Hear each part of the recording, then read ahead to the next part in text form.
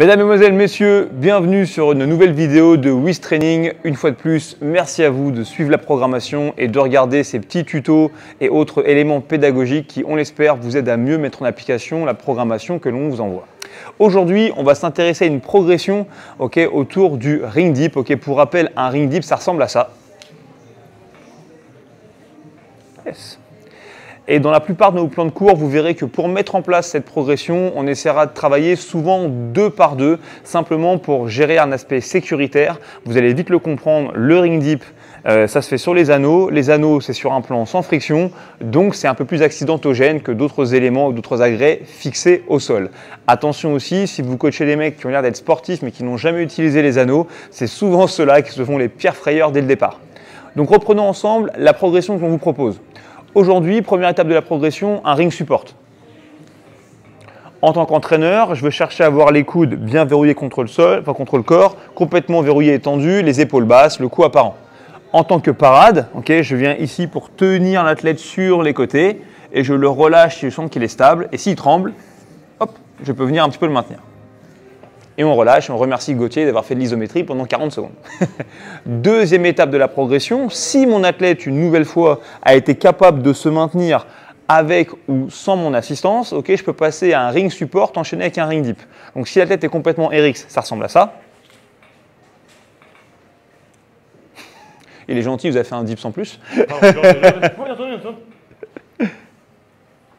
Yes, et je pose au sol. Si jamais l'athlète n'est pas encore super sûr de lui, je suis là pour l'assister, toujours sur le côté. Là, il descend. Et on relâche. Vous avez compris maintenant qu'il ne faut pas assister de devant, sinon vous prenez un coup de tronche ou un coup de genou. Là, ce qui est intéressant pour moi, c'est de commencer à développer un petit peu de force, un petit peu de compréhension de la position du corps dans l'espace, et puis aussi commencer, s'il se met trop fil, à développer les bonnes amplitudes, c'est-à-dire se retrouver dans une position où ici le coude va être très clairement au-dessus de l'épaule, et tu peux relâcher. Si l'athlète est confortable avec ça, dans ce cas-là, on peut passer à la troisième étape qui consiste à faire un ring support, un ring dip et un ring support. Ça ressemble à ça. À nouveau, à ce stade-là, il n'est plus question d'avoir une parade, puisque logiquement, on est sûr des capacités de l'athlète. Par contre, vous, en tant qu'entraîneur, vous regardez toujours les mêmes amplitudes, toujours le même support, mais aussi et surtout, vous faites en sorte que les hanches voyagent clairement vers le bas.